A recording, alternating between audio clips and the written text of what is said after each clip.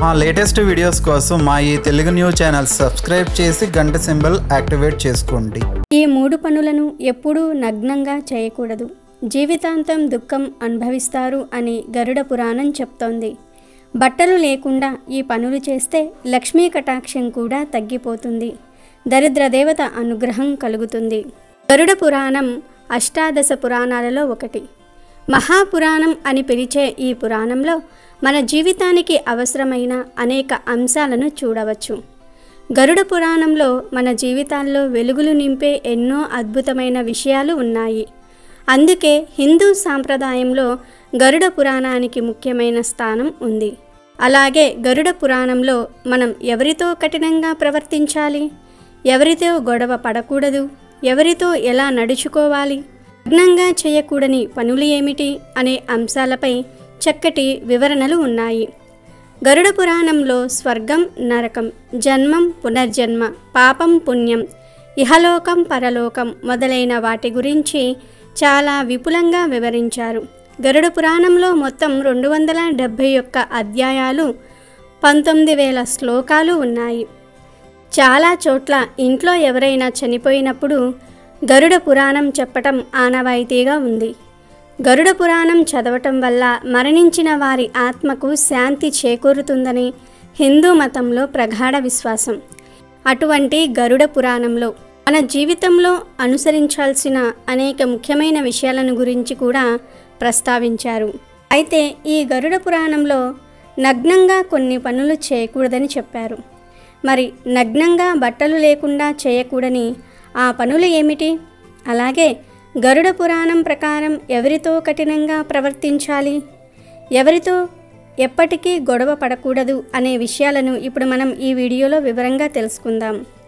Friends, అంతకన్నా ముందు ఈ వీడియోకి ఒక లైక్ కొట్టి మా ఛానల్ని సబ్స్క్రైబ్ చేసుకోవడం మర్చిపోవద్దు. పురాణాల ప్రకారం మనుషులు నగ్నంగా కొన్ని పనులు చేయకూడదు. బట్టలు లేకుండా ఈ పనులు చేయటం వలన లక్ష్మీ కటాక్షం తగ్గిపోతుంది. జీవితాంతం దుఃఖాన్ని అనుభవిస్తారు అని శాస్త్రం చెప్తోంది. మరి నగ్నంగా చేయకూడని ఆ పనులలో మొదటి పని స్నానం. మనుషులు బట్టలు లేకుండా ఎప్పుడూ స్నానం చేయకూడదు. బట్టలు లేకుండా స్నానం చేయటం వలన జలదేవతను అవమానపరిచినట్లు అవుతుందని శాస్త్రం చెప్తోంది. అంతేకాదు, నగ్నంగా స్నానం చేస్తే కోరికలు పెరుగుతాయి, చాలా అనర్థాలు జరుగుతాయి. కాబట్టి నగ్నంగా స్నానం చేయకూడదు. మగవారు కనీసం టవలైనా సరే ధరించి స్నానం చేయాలి. ఆడవారు కూడా బట్టలు లేకుండా స్నానం చేయకూడదు. బాత్రూంలో అయినా సరే ఏదో ఒక వస్త్రం ధరించి స్నానం చేయాలి. ఇది శాస్త్రం చెప్పిన విషయం. అలాగే నగ్నంగా చేయకూడని రెండవ పని ఏమిటి అంటే నిద్రించకూడదు. ఎప్పుడూ కూడా బట్టలు లేకుండా నిద్రపోకూడదు. చాలామంది శరీరంపై దుస్తులు లేకుండా నిద్రిస్తూ ఉంటారు. కానీ అలా దుస్తులు లేకుండా నిద్రిస్తే చాలా రకాలైన దరిద్రాలు పడతాయని పురాణాలు చెప్తూ ఉన్నాయి. ఎందుకంటే మనం నిద్రించే సమయంలో మన పూర్వీకులు అంటే తాతలు, ముత్తాతలు, చనిపోయిన తల్లిదండ్రులు మనల్ని చూడడానికి వస్తారు. అలాంటి సమయంలో ఒంటి మీద దుస్తులు లేకుండా నిద్రించటం చూసి వారు చాలా అవమానంగా భావించి ఆశీర్వాదం ఇవ్వకుండానే తిరిగి వెళ్ళిపోతారు. మిమ్మల్ని శపించే అవకాశం కూడా ఉంది. పితృశాపం తగిలిందంటే మాత్రం చాలా రకాల కష్టాలు వస్తాయి. మీ జీవితం సర్వనాశనమైపోతుంది. కనుక నగ్నంగా ఎప్పుడూ కూడా పడుకోకండి. ఇలాంటి అలవాటు ఉంటే ఖచ్చితంగా మార్చుకోండి. అలాగే కొంతమంది మగవారు పూజను కూడా అర్ధనగ్నంగా చేస్తారు. అంటే టవల్ ధరించి లేదా తడి వస్త్రం ధరించి పూజ చేస్తూ ఉంటారు. కానీ మగవారు అలా అర్ధనగ్నంగా పూజ చేస్తే ఎక్కడ లేని దరిద్రం మీకే పడుతుంది. ఎప్పుడైనా కూడా మగవారు పూర్తిగా వస్త్రాలు ధరించి పూజ చేయాలి. శుచిగా ఉండే వస్త్రాలను, మంచి వస్త్రాలను ధరించి పూజ చేయాలి. అంటే పట్టు వస్త్రాలు, కొత్త వస్త్రాలు ధరించమని కాదు, ఉతికిన బట్టలు ధరించమని అర్థం. ఇలా మగవారు శుచిగా ఉండే వస్త్రాలు ధరించి మంచి మనస్సుతో పూజ చేయాలి. మీ శరీర భద్రతతో పాటు ఇంటి మందిరాన్ని కూడా శుభ్రంగా ఉంచుకోవాలి. మనసును కూడా నిర్మలంగా ఉంచుకోవాలి. ఎటువంటి చెడు ఆలోచనలు కూడా మనసులో లేకుండా శుద్ధిగా ఉండి పూజ చేసుకోవాలి. అంతేగాని అర్ధనగ్నంగా ఎప్పుడూ పూజ చేయవద్దు. దాని వలన పూజకు ఫలితం రాకపోగా దేవతల శాపానికి గురి అయ్యే అవకాశం ఉంది. స్నానం చేసేటప్పుడు, నిద్రించేటప్పుడు, పూజ చేసేటప్పుడు ఈ 3 పనులు చేసేటప్పుడు నగ్నంగా ఉండకూడదు అని గరుడ పురాణం చెప్పింది.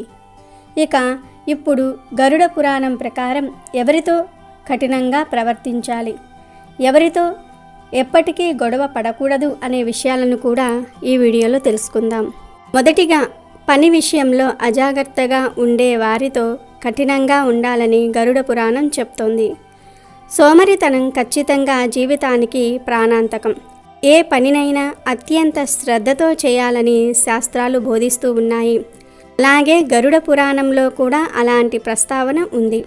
ప్రతి పనిని సమయానికి చేయకుండా కాలయాపన చేస్తూ ఉదాసీనంగా ప్రవర్తించే వారి పట్ల, అజాగ్రత్తగా ఉండేవారి పట్ల ప్రేమ, దయ చూపకూడదు. అలాంటి వారితో కఠినంగా ఉండటం చాలా ముఖ్యమని గరుడ పురాణం చెప్తోంది. అకారణ కోపం చూపే వారిపై కఠినంగా వ్యవహరించాలని శాస్త్రం చెప్తుంది. మన జీవితంలో అనవసరంగా కోపాన్ని ప్రదర్శించే చాలామందిని చూస్తూ ఉంటాం. వారు ఇతరులను భయపెట్టేలా ప్రవర్తిస్తూ ఉంటారు. అయితే గరుడ పురాణం ప్రకారం అలాంటి వారి పట్ల కఠినంగా వ్యవహరించటంలో తప్పు లేదు. అలాంటి వారితో భయం లేకుండా కఠినంగా వ్యవహరించవచ్చు. ఎందుకంటే మీరు అలాంటి వారికి భయపడితే మీరు బలహీనులని వారు అనుకోవచ్చు. అంటే వారు మీ మంచితనాన్ని చేతగానితనంగా భావించే అవకాశం ఉంది. అందువల్ల ఎవరైనా అకారణంగా కోప్పడితే వీలైతే వారిని సరిదిద్దడానికి ప్రయత్నించండి. అది సాధ్యం కానప్పుడు మాత్రం కఠినంగా వ్యవహరించవచ్చు. కాబట్టి మనం అందరితో ఒకే స్వభావంతో స్పందించకూడదు.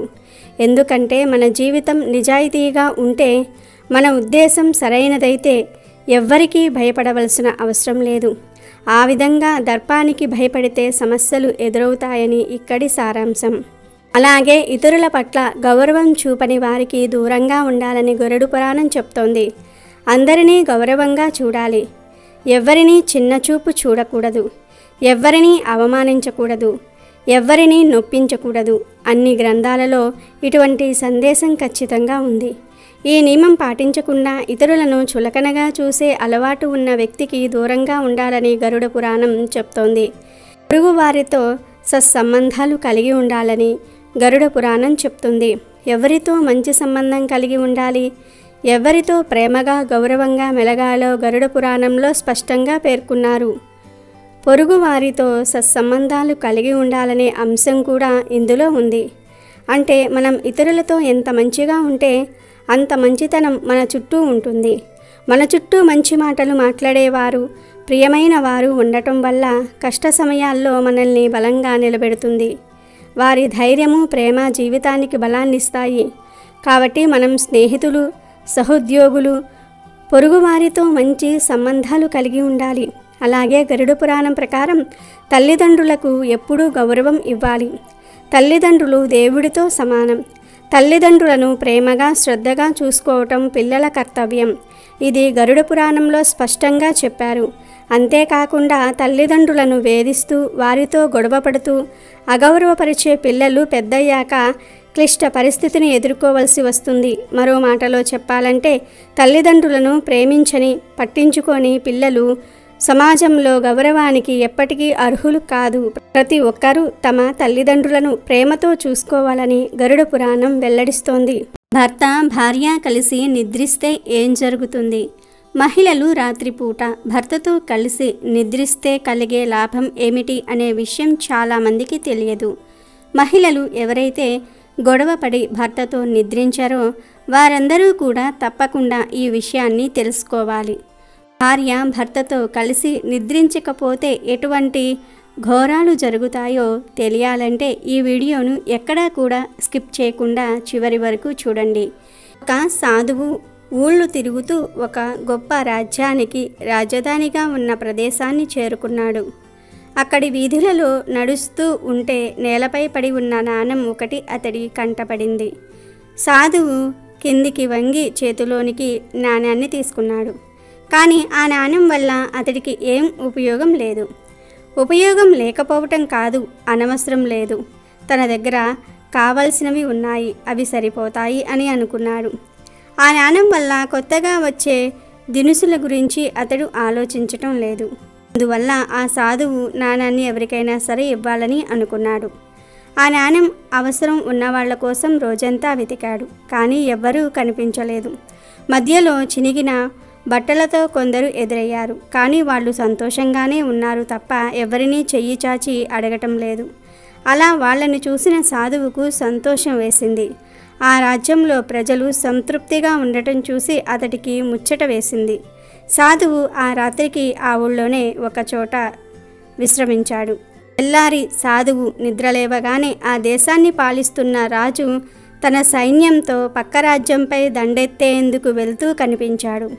అతడి బలగాలు సాధువు ఉన్న చోటుకు రాగానే రాజు వారికి ఆగమని సైగ చేసి రథం నుంచి కిందికి దిగి సాధువుకు నమస్కరించాడు. అప్పుడు రాజు సాధువుతో, ఓ సాధు పుంగవ, రాజ్య విస్తరణ కోసం నేను దండయాత్రకు వెళ్తున్నాను. నాకు విజయం కలగాలని ఆశీర్వదించండి అని కోరాడు. అప్పుడు సాధువు తనకు దొరికిన నాణాన్ని ఆ రాజు చేతిలో పెట్టాడు. అది చూసి రాజు ఆశ్చర్యపోయాడు. ఏమిటి దీని అర్థం అన్నట్లుగా సాధువు వైపు చూశాడు. అప్పుడు సాధువు చిన్నగా నవ్వి, ఓ మహారాజా, ఈ నాణం మీ రాజ్యంలోనే నాకు దొరికింది. దీని అవసరం నాకు లేకపోవటంతో అవసరం ఉన్న వాళ్లకు ఇవ్వాలని నిన్నటి రోజంతా కూడా వెతికాను. అలాంటి వాళ్ళు ఒక్కరూ కూడా నాకు కనిపించలేదు. అంతా సంతృప్తిగా కనిపించారు. ఈ రాజ్యంలో ఉన్న దానితో సంతృప్తి చెందకుండా ఇంకా ఏదో కావాలని ఆరాటపడుతున్న వ్యక్తి మీరొక్కరే అని నాకు అనిపించింది. అందుకే ఈ నాణం మీకు ఇచ్చాను అని చెప్పాడు. సాధువు మాటలలోని అంతరార్థం గ్రహించాడు రాజు. దాంతో దండయాత్ర ఆలోచనను విరమించుకుని వెనుదిరిగాడు. నిరంతరం లేని దాని కోసం ఆరాటపడుతూ ఉంటే ఉన్నదాన్ని అనుభవించే భాగ్యాన్ని కోల్పోతాం. ఆ భాగ్యం లేనివాడు ఎంత ఉన్నా ఏమీ లేనివాడే అని రాజుకు అర్థమయ్యింది. ఈ రాజుకు ఒక భార్య ఉండేది. ఆమె చాలా మంచి పతివ్రత స్త్రీ, చాలా మంచిది.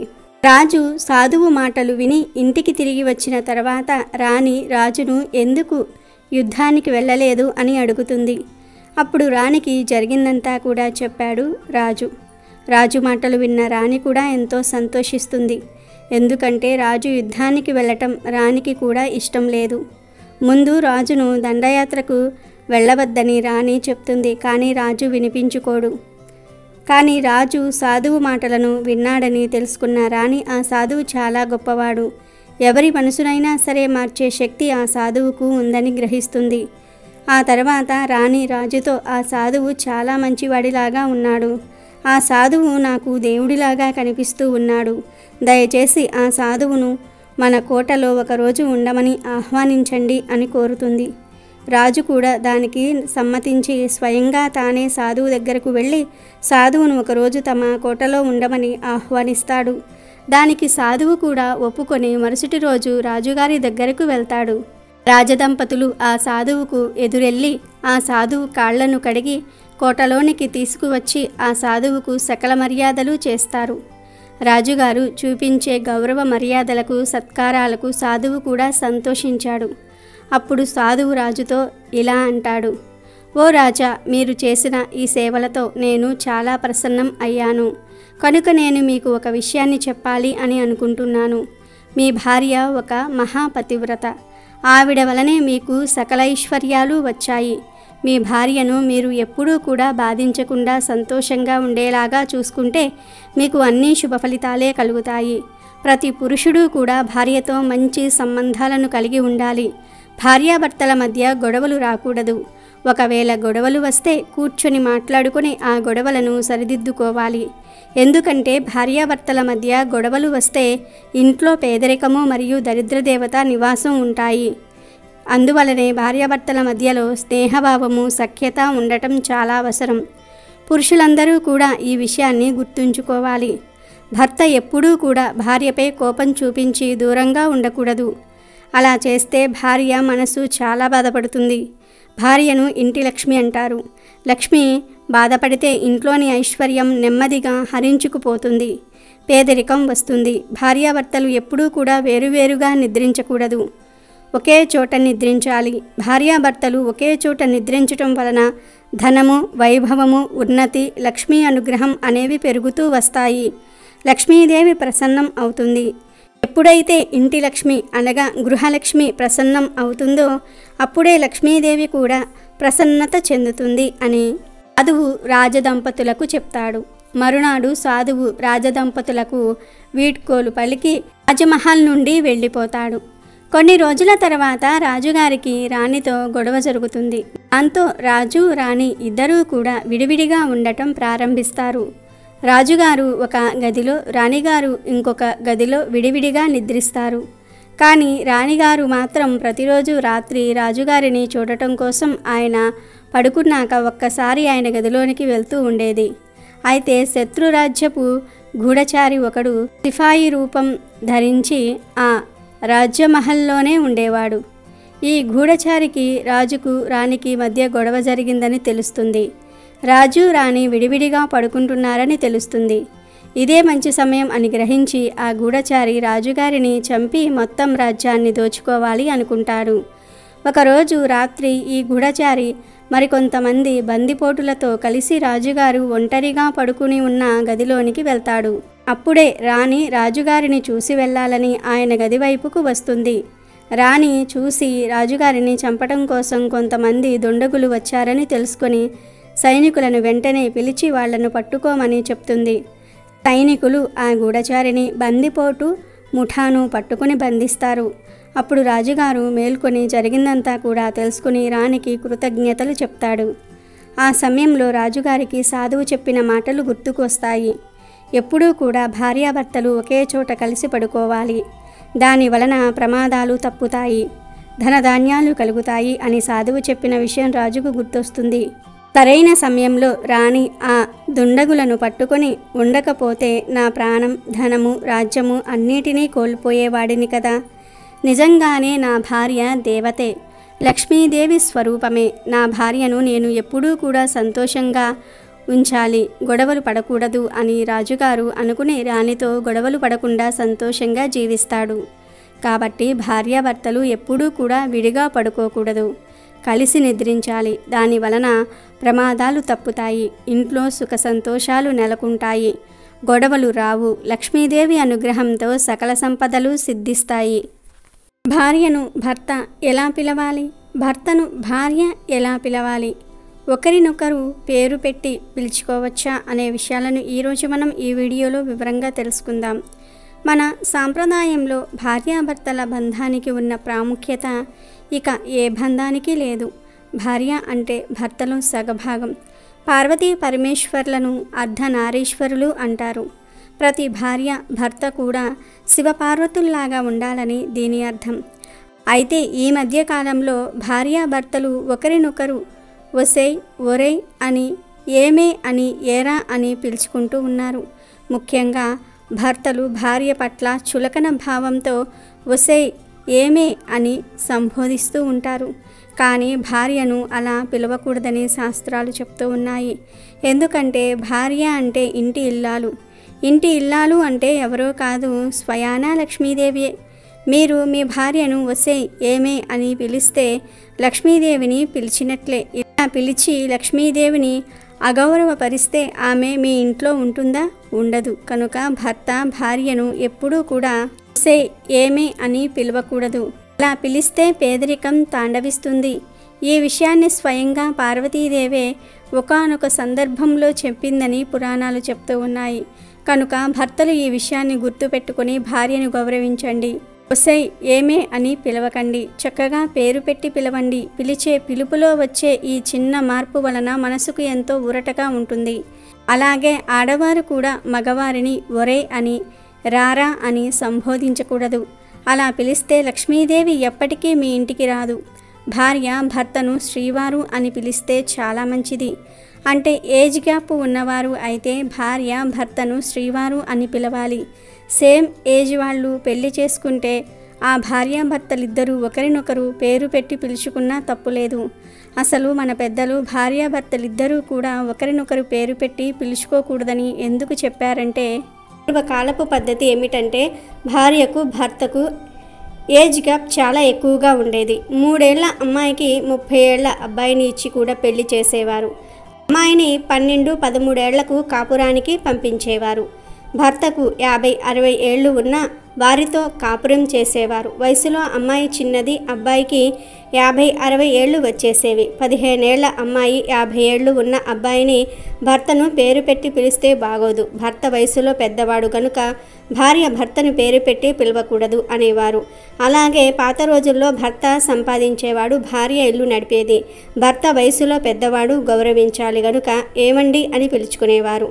వయసులో భర్త పెద్దవాడు కాబట్టి భర్తను భార్య పేరు పెట్టి పిలవకూడదు అనేవారు, అంతే. దీనిలో పెద్ద విషయం ఏమీ లేదు. కానీ ఈ రోజుల్లో అలా కాదు. ఒకే వయసు వాళ్ళు పెళ్లి చేసుకుంటూ ఉన్నారు. భార్య భర్త సమానం అనుకుంటున్నారు. సిస్టమ్ మారిపోయింది, కాలం మారింది, పద్ధతులు కూడా మారిపోయాయి. కొత్త నీరు వచ్చేసరికి పాత నీరు ఎలా అయితే పోతుందో అలాగే కొత్త పద్ధతులు వచ్చినప్పుడు పాత పద్ధతులు పోతాయి. ఇది సహజం. ఈ రోజుల్లో వివాహానికి ముందే మాట్లాడుకుంటూ ఉన్నారు. కాస్త ఏజ్ గ్యాప్ ఉన్న పేర్లు పెట్టే పిలుచుకుంటూ ఉన్నారు. భార్యాభర్తలు కలిసి ఉద్యోగాలు చేస్తూ ఉన్నారు. ప్రతిదానికి కలిసి వెళ్తూ ఉన్నారు. ఒకే వయసు వాళ్ళు పెళ్లి చేసుకుంటూ ఉన్నారు కనుక భార్యాభర్తలు పేర్లు పెట్టి పిలుచుకున్న తప్పేమీ లేదు. లోకం మారుతుంది, పద్ధతులు కూడా మారిపోతూ ఉన్నాయి. మనం కూడా మారాలి. భార్యాభర్తలు స్నేహితుల్లాగా ఉంటూ ఉన్నారు. దీనివలన పేరు పెట్టి పిలవకూడదు అనే ఆలోచన కూడా రాదు. కానీ మనసులో గౌరవం మాత్రం ఉంటుంది. పేరు పెట్టి పిలిచినంత మాత్రాన భర్త మీద గౌరవం లేదు అనుకోవటం తప్పే అవుతుంది. భర్తను గౌరవించాలంటే అది పిలుపులోనే ఉండదు. భర్త యొక్క విధానాన్ని గౌరవించాలి. అలా గౌరవింపబడేలాగా భర్తలు కూడా ఉండాలి. భర్త మీద భార్యకు నమ్మకం, గౌరవం వాటంతట అవి రావాలి. నా భర్త నాకు తోడుగా ఉన్నాడు, ఈ సంసారాన్ని ముందుకు తీసుకువెళ్తున్నాడు, ఇతను ఉంటే నాకు ధైర్యంగా ఉంటుంది, ఇతను నా భరోసా, ఇతను ఉంటే చాలు, ఇంకేమీ లేకపోయినా పర్వాలేదు అని భార్య ఫీల్ అయ్యేలాగా భర్త ఉంటే ఆటోమేటిక్గా మర్యాద వచ్చేస్తూ ఉంటుంది. 24 గంటలు భార్యాభర్తలు గొడవలు పడుతూ ఉండి భార్య భర్తను ఏమండి అని పిలిచినంత మాత్రాన గౌరవం రాదు. గౌరవం అనేది పిలిచే పిలుపు వలన కాదు, చేసే పనుల వలన వస్తుంది. భర్త భార్య మీద కొంచెం కేర్ తీసుకుంటే ఖచ్చితంగా భార్యకు గౌరవం ఏర్పడుతుంది. భార్యాభర్తలిద్దరూ కూడా ఒకరి మీద ఒకరు మమకారాన్ని కలిగి ఉండాలి. ప్రయోజనం లేని మర్యాదతో ఎలాంటి ఉపయోగం ఉండదు. పేరు పెట్టి పిలిచినంత మాత్రాన గౌరవం వచ్చేయదు. భార్యాభర్తల మధ్య ముఖ్యంగా ఉండాల్సింది నమ్మకం, గౌరవం, ప్రేమానురాగాలు. ఇవి ఉంటే చాలు. పాత పద్ధతులన్నీ పాటించవలసిన అవసరం కూడా లేదు. పిలుపులకు ప్రాధాన్యత ఇవ్వవలసిన అవసరం అంతకన్నా లేదు. కాలం పూర్తిగా మారింది. అందరూ ఫ్రీగా ఉంటున్నారు కాబట్టి భార్యాభర్తలిద్దరూ కూడా ఒకరినొకరు గౌరవించుకోండి. భర్తకు ఇష్టమైతే భార్యలు పేర్లు పెట్టి పిలవండి. లేదు భర్తకు ఇష్టం లేకపోతే పేరు పెట్టి పిలవకండి. దీని గురించి పెద్దగా ఆలోచించవలసిన అవసరం కూడా ఏమీ లేదు. దంపతులు శివపార్వతుల వలె ఒకరినొకరు అర్థం చేసుకుని నడుచుకుంటే పేరు పెట్టి పిలిచిన సంసారం సుఖంగానే సాగిపోతుంది. భార్యాభర్తలిద్దరూ ఒకే ఏజ్ వారైనా లేదా ఏజ్ గ్యాప్ ఉన్నా ఒకరికొకరు అర్థం చేసుకొని ఒకరి పట్ల ఒకరు గౌరవాన్ని కలిగి ఉంటే వారి దాంపత్యం ఎప్పుడూ హాయిగానే ఉంటుంది. స్త్రీలు ఏ రోజు గాజులను ధరించటం వల్ల భర్త ఆయుష్ తగ్గుతుంది, స్త్రీ యొక్క ఏ అంగాన్ని తాకటం వల్ల ఆ వ్యక్తి రాత్రికి రాత్రే జీవితం మారి కోటీశ్వరుడిగా మారుతాడు అనే ఈ 2 ప్రశ్నలు పార్వతీదేవి మనస్సులో చెలరేగాయి. ఈ ప్రశ్నలకు సమాధానం తన భర్త అయిన పరమేశ్వరుడే సమాధానం ఇవ్వగలడని తలచి కైలాసానికి బయలుదేరింది. మరి ఆ 2 ప్రశ్నలకు శివుడు పార్వతీదేవికి ఏ సమాధానం చెప్పాడు అనే విషయాన్ని ఈ వీడియోలో తెలుసుకుందాము. కైలాసానికి చేరుకున్న పార్వతీదేవిని చూసి పరమేశ్వరుడు ఇలా అంటాడు, దేవి, నువ్వెందుకు విచారంగా ఉన్నావు? నువ్వు నన్ను ఏమైనా అడగాలని అనుకుంటున్నావా అని అడుగగా పార్వతీదేవి పరమేశ్వరుని చూస్తూ ఇలా అంటుంది, ప్రభు, నా మనసులో 2 ప్రశ్నలు తలెత్తాయి. వాటికి సమాధానం నువ్వే నాకు చెప్పాలి అంది. అప్పుడు పరమేశ్వరుడు, నీ మనసులో తలెత్తుతున్న ఆ ప్రశ్నలు ఏమిటో నాకు చెప్పు, వాటికి తగిన సమాధానం నేను నీకు చెప్తాను అంటాడు. అప్పుడు పార్వతీదేవి పరమేశ్వరుణ్ణి ఇలా అడుగుతుంది, ప్రభు, నా మొదటి ప్రశ్న ఏమిటి అంటే, స్త్రీలు ఏ రోజున గాజులు ధరించటం వల్ల భర్త ఆయుష్ తగ్గుతుంది? రెండవ ప్రశ్న, స్త్రీ యొక్క ఏ ప్రదేశాన్ని తాకటం వల్ల రాత్రికి రాత్రే ఆ వ్యక్తి యొక్క తలరాత మారుతుంది? ఈ 2 ప్రశ్నలకు సమాధానం చెప్పండి స్వామి అని పార్వతీదేవి అడుగగా శివుడు ఇలా అంటాడు, దేవి, నువ్వు అడిగిన ఈ 2 ప్రశ్నలు జీవితంలో ఎప్పటికైనా ఉపయోగపడతాయి కాబట్టి నేను చెప్పేది శ్రద్ధగా విను అని అంటాడు. దానికి పార్వతీదేవి, మీరు చెప్పే జవాబులు నేను హృదయపూర్వకంగా వింటాను, మీరు ప్రారంభించమని అని అంటుంది. దానికి శివుడు, ఈ ప్రశ్నలకు నీకు సమాధానం కావాలి అంటే ముందు నీవు ఒక కథ వినాలి. ఈ కథలో నీకు నీ 2 ప్రశ్నలకు సమాధానం దొరుకుతుంది అని శివుడు చెప్పి కథ చెప్పటం ప్రారంభించాడు. మీరు కూడా ఈ కథను శ్రద్ధగా వినండి. ఒక నగరంలో ఒక ధనవంతుడు తన కుటుంబంతో పాటు నివసిస్తూ ఉండేవాడు. ఆ ధనవంతుడి దగ్గర చాలా ధనం ఉండేది. తిండికి డబ్బుకు ఎలాంటి లోటు లేకుండా జీవిస్తూ ఉన్నాడు. ఆ ధనవంతునికి 3 కొడుకులు ఉన్నారు. ఆ 3 కొడుకులకు పెళ్ళిళ్ళయ్యాయి. ఆ 3 కోడళ్ళు తమ అత్తగారిని, మామగారిని, వారి భర్తలను చాలా బాగా చూసుకుంటూ ఉన్నారు. వారికి చక్కగా సేవ చేస్తూ ఉండేవారు. వారి ఇల్లు ఎప్పుడూ కలకలలాడుతూ ఉండేది. కానీ ఆ ధనవంతుడి పెద్ద కొడుకు మాత్రం అంత మంచివాడు కాదు, దుష్ట స్వభావం కలిగినవాడు. అతను తన తల్లిదండ్రులతో ఎప్పుడూ కూడా గొడవ పడుతూ ఉండేవాడు. అందువల్ల పెద్ద కొడుకే ఎక్కువగా ఆస్తి ఇవ్వలేదు. పెద్ద కోడలికి మరియు మిగిలిన 2 కొడుకులకు, కోడళ్లకు ఆస్తిని బాగానే పంచిపెట్టాడు. కానీ ఆ ధనవంతుడు ఎప్పుడూ ఒక విషయాన్ని ఆలోచిస్తూ బాధపడుతూ ఉండేవాడు. ఆ ధనవంతుడు ఇలా అనుకుంటూ ఉండేవాడు, నాకు చాలా ఆస్తి ఉంది, దేనికి లోటు లేదు, అంతా బాగానే ఉంది. కానీ నాకు కూతురు లేదు. నాకు ఒక కూతురు ఉంటే నాకు వచ్చిన కష్టాలను, నాకు కలిగిన ఆనందాన్ని నా కూతురితో చెప్పుకునేవాడిని. ఆ భగవంతుడు నాకు ఒక కూతురుని ఎందుకు ప్రసాదించలేదు అని అనుకుంటూ బాధపడుతూ ఉండేవాడు. ప్రతిరోజు గుడికి వెళ్ళి తన బాధను ఆ భగవంతునికి చెప్పుకునేవాడు. అలాగే తనకు ఆడపిల్ల సంతానాన్ని ఇవ్వలేదని భగవంతుణ్ణి అడిగేవాడు. ఇలా కొద్ది రోజులు సాగుతూ ఉండగా ఒకరోజు ఎప్పటిలాగానే ఆ ధనవంతుడు గుడికి వెళ్ళి భగవంతుణ్ణి దర్శించుకొని గుడి నుండి బయటకు వస్తూ ఉండగా ఒక వ్యాపారి ఎదురుబడి ఇలా అడిగాడు, ఏమి మీరు గుడికి వచ్చి కూడా ఇంతగా దిగులుగా ఉన్నారు, ఏమైనా సమస్య అని అడుగగా ఆ ధనవంతుడు ఇలా చెప్తాడు, ఏం చెప్పమంటారు నా బాధను, భగవంతుడు నాకు అన్నీ ఇచ్చాడు కానీ కూతురుని ఇవ్వలేదు. నాకు ఒక కూతురు ఉంటే నేను ఆమెతో నా కష్టాలను సుఖాలను చెప్పుకునేవాడిని అని అంటాడు. దానికి ఆ వ్యాపారి ఇలా అంటాడు, ఓస్ అంతేనా, చూడు నీకు కూతురు లేదని బాధపడుతున్నావు, కానీ నువ్వు పూజించే దేవత కూడా ఒక స్త్రీయే కదా. నీవు పూజించే రాధాదేవినే నీ కూతురిగా భావించు, ఆమెతో నీ కష్ట సుఖాలను పంచుకో, ఆనందంగా జీవించు అని వ్యాపారి చెప్పగా ఆ ధనవంతుడు ఆ వ్యాపారితో సంతోషంగా ఇలా అంటాడు, ఎంత మంచి సలహా ఇచ్చావు, ఉండు నేను ఇప్పుడే రాధాదేవి యొక్క చిత్రపటాన్ని కొనుక్కొని ఇంటికి తీసుకుని వెళ్తాను, ఉంటాను అని చెప్పి ఆ ధనవంతుడు రాధాదేవి చిత్రపటాన్ని కొని ఇంటిలో పెడతాడు. చూడు పార్వతీదేవి, ఆ ధనవంతుడు రాధాదేవిని ఇప్పుడు తన కూతురుగా భావించి ఇంటికి తీసుకుని వచ్చాడు. రాధాదేవి చిత్రపటం తెచ్చినప్పటి నుండి ఆ ధనవంతుని జీవితం మారిపోయింది. ప్రతిరోజు ఆ ధనవంతుడు రాధాదేవి పటానికి ఆహారం పెట్టి ఆ తర్వాత తాను తినేవాడు. బయటికి వెళ్ళినప్పుడు కూడా రాధాదేవి పటాన్ని తాకి వెళ్ళి వస్తాను అని చెప్పి వెళ్ళి పని చేసుకునేవాడు. మళ్ళీ సాయంత్రం తిరిగి వచ్చి రాధాదేవి పటం ముందు ఆహారం పెట్టి తాను తినేవాడు. ప్రతిరోజు ఆ పటం ముందు కూర్చొని ముచ్చట్లు పెట్టేవాడు. ఎవరైనా కొత్త వ్యక్తులు ఇంటికి వస్తే వారికి ఇలా చెప్పేవాడు, నాకు 3 కొడుకులు, 3 కోడళ్ళు, ఒక కూతురు, ఆమె పేరు రాధ అని.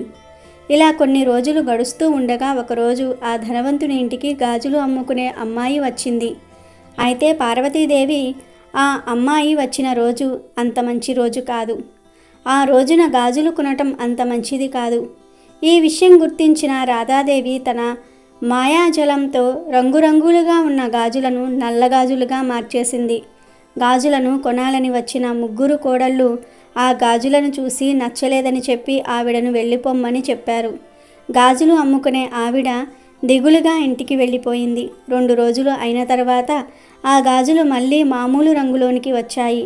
ఆ గాజులు అమ్ముకునే ఆవిడ మళ్ళీ ఆ ధనవంతుడి ఇంటికి వచ్చింది. ఈసారి గాజులు చూడముచ్చటగా, అందంగా, ఆకర్షణీయంగా ఉన్నాయి. 3 కోడళ్ళు వచ్చి గాజులు వేయించుకున్నారు. ఆ తర్వాత రాధాదేవి కూడా గాజులు వేయించుకుంది. రాధాదేవి అందాన్ని చూసి ఆశ్చర్యపోయింది గాజులు అమ్ముకునే ఆవిడ. నేను చాలా సంవత్సరాల నుండి ఈ ఇంటికి గాజులు అమ్మడానికి వస్తున్నా, కానీ ఈమె నాకు ఎప్పుడూ కనిపించలేదు. అసలు ఎవరు ఈమె? బహుశా వీరి చుట్టాలేమో అని అనుకున్నది. కొంచెం సమయం అయిపోయిన తర్వాత గాజులు అమ్ముకునే ఆవిడ ధనవంతుని దగ్గరకు వెళ్ళి డబ్బులు అడిగింది. దానికి ఆ ధనవంతుడు 3 కోడళ్ళు తీసుకున్న గాజులకు ధనం చెల్లించాడు. ఆ డబ్బు చూసి గాజులమ్ముకునే ఆవిడ ఇలా అంది, చూడండి, నేను మొత్తం 4 గాజులు వేశాను. మీరు 3 మాత్రమే గాజుల డబ్బులు ఇచ్చారు. ఇంకొకరి గాజులకు డబ్బులను ఇవ్వలేదు అని అంది. దానికి ఆ ధనవంతుడు, మా ఇంటిలో 3 కోడళ్ళు ఉన్నారు, అంతే కదా, మరి నువ్వు 4 ఎలా గాజులు వేశావు అని అంటాడు. దానికి ఆమె, మీ ఇంట్లో ఒక అందమైన అమ్మాయి నా చేతులతో గాజులు వేయించుకుంది, నాకు డబ్బులను ఇవ్వండి అని అంటుంది.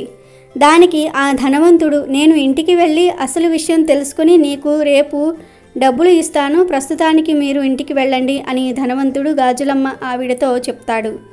ఇక ఆ ధనవంతుడు ఆ విషయం మర్చిపోయి ఎప్పటిలాగే ఇంటికి వచ్చి రాధాదేవి పటం దగ్గర ఆహారం పెట్టి తాను తిని నిద్రపోతాడు. అతని కళ్ళల్లో రాధాదేవి చింతిస్తూ కనిపించింది.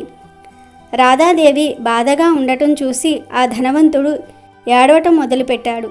ఏమైంది తల్లి, నువ్వు ఎందుకు బాధపడుతున్నావు అని రాధాదేవిని అడుగగా ఆమె ఇలా అంటుంది, మీరు నన్ను కూతురుగా భావించటం లేదు, ఇక నేను మీ ఇంటిలో ఉండను, నన్ను వదిలివేయండి అని చెప్తుంది. దానికి ఆ ధనవంతుడు మరింత దుఃఖంతో, ఎందుకు తల్లి, ఏమైందని అడుగుతాడు. దానికి రాధాదేవి, నేను ఈరోజు గాజులమ్మాయితో గాజులు వేయించుకున్నా, నువ్వు ఆమెకు డబ్బులు ఎందుకని ఇవ్వలేదు? నీ దృష్టిలో నేను లేను, అందుకే నువ్వు నేను వేయించుకున్న గాజులకు ఆమెకు డబ్బులు ఇవ్వలేదు అని చెప్పింది. దానికి ఆ ధనవంతుడు, నన్ను క్షమించి తల్లి అని బాగా ఏడ్చుకుంటూ నిద్రలోనే ఏడుస్తూ కొంచెం సమయం తర్వాత నిద్రలో నుంచి లేచి త్వరగా డబ్బుల సంచిని తీసుకొని గాజులు అమ్మే ఆ అమ్మాయి ఇంటికి వెళ్ళి ఇలా అంటాడు, అమ్మా, ఇదిగో నీ డబ్బులు, నువ్వు చాలా అదృష్టవంతురాలివి తల్లి, నీవు స్వయంగా నీ చేతులతో రాధాదేవికి గాజులు వేశావు అన్నాడు. ఆ మాట వినగానే ఆ గాజులు అమ్మే గుండెలో బండరాళ్ళు పడినంత పని అయ్యింది. ఆవిడ ఇలా అంది, అయ్యా, నాకు ఈ డబ్బులు వద్దు, ఈ జన్మకు నాకు ఈ భాగ్యం చాలు అంది. ఇక చేసేది ఏమీ లేక ఆ ధనవంతుడు ఆ డబ్బులను ఆమె ఇంట్లోనే పెట్టేసి గుడికి వెళ్ళి అక్కడే జీవనం సాగించాడు. నిత్యం అమ్మవారి సన్నిధిలో సేవ చేస్తూ ఉన్నాడు. ధనవంతుడి కళ్ళల్లో కనిపించిన రాధాదేవి ఆ తర్వాత ఆ ధనవంతుని పెద్ద కొడుకు కళ్ళల్లో కనిపించి ఇలా అంటుంది, నీవు నీ తల్లి కాళ్లను ఇప్పటి వరకు ముట్టుకోలేదు, అందుకే నీవు ఈ దౌర్భాగ్యాన్ని అనుభవిస్తున్నావు. నీవు ప్రతిరోజు బయటకు వెళ్ళేటప్పుడు నీ తల్లి కాళ్లను తాకి వెళ్ళు, అంతా శుభమే జరుగుతుంది. ఈ మాట చెప్పి అదృశ్యమైపోయింది. ఇక అప్పట్నుంచి ధనవంతుని పెద్ద కొడుకు ప్రతిరోజు తన తల్లి కాళ్లను తాకి బయటకు వెళ్తున్నాడు. కొద్ది రోజులకు తన జీవితం మారిపోయింది. తను అందరికన్నా గొప్ప ధనవంతుడిగా మారిపోయాడు. కాబట్టి పార్వతీదేవి ఏ వ్యక్తి అయితే తన జీవితం మార్పు చెందాలని అనుకుంటాడో ఆ వ్యక్తి ప్రతిరోజు తన తల్లి కాళ్లను తాకి బయటకు వెళ్తే అతనికి అన్నిటిల్లో విజయం సిద్ధిస్తుంది. ఇది ఈ రెండో ప్రశ్నకు సమాధానం. ఇక నీ మొదటి ప్రశ్నకు సమాధానం ఏమిటి అంటే, వివాహమైన ప్రతి స్త్రీ గాజులు ధరించే ముందు కొన్ని నియమాలు ప్రత్యేక శ్రద్ధ వహించాలి. వివాహమైన ప్రతి స్త్రీ కూడా గాజులను తప్పకుండా ధరించాలి. రెండవ విషయం ఏమిటి అంటే, కొత్త గాజులను ఎప్పుడూ కూడా ఉదయం లేక సాయంత్రం సమయంలోనే వేయించుకోవాలి. మూడో విషయం ఏమిటి అంటే, కొత్త గాజులను ఎప్పుడూ కూడా శుక్రవారం లేదా ఆదివారం మాత్రమే వేయించుకోవాలి. ఈ రోజులలో వేయించుకున్నట్లయితే భర్త ఆయుష్ అనేది పెరుగుతుంది. నాలుగో విషయం ఏమిటి అంటే, మంగళవారం కానీ శనివారం కానీ గాజులను కొనకూడదు, ధరించకూడదు. దానివల్ల భర్త ఆయుష్ అనేది తగ్గిపోతుంది. అప్పుడు శివుడు, పార్వతీదేవి, నువ్వు అడిగిన 2 ప్రశ్నలకు నేను సమాధానాన్ని చెప్పాను అని అంటాడు. మన జీవితంలో ఆచరించి మనం కూడా సకల సౌభాగ్యాలతో వర్ధిల్లుదాం. ఆడపిల్లలు గాజులు ధరించడం వలన మన భారతీయ సాంప్రదాయం పెరుగుతుంది. శ్రీదేవతామూర్తులకు కూడా గాజులు అంటే ఎంతో ఇష్టం. మగవారు చేతికి కడియాలు ధరించేవారు. ఇప్పుడు కూడా కొంతమంది నాగరికతలో భాగంగా ధరిస్తూ ఉంటారు. గాజులు ఎల్లప్పుడూ చేతి నరాలకు తాకుతూ ఉండటం వల్ల బీపీ కూడా కంట్రోల్లో ఉంటుందట. దీంతో ఆ గాజుల వల్ల అనారోగ్య సమస్యలు రాకుండా ఉంటాయట. అంతేకాకుండా ఆడవారి శరీరం నుంచి విడుదలయ్యే నెగిటివ్ శక్తిని నిర్వీర్యం చేసేందుకు కూడా గాజులను ధరింపచేసేవారట. అమెజాన్లో బెస్ట్ డిస్కౌంట్స్ కోసం వీడియో డిస్క్రిప్షన్లో లింకు ఉంది, చూడండి. అలాగే మా టెలిగ్రామ్ ఛానల్ సబ్స్క్రైబ్ చేసుకోండి.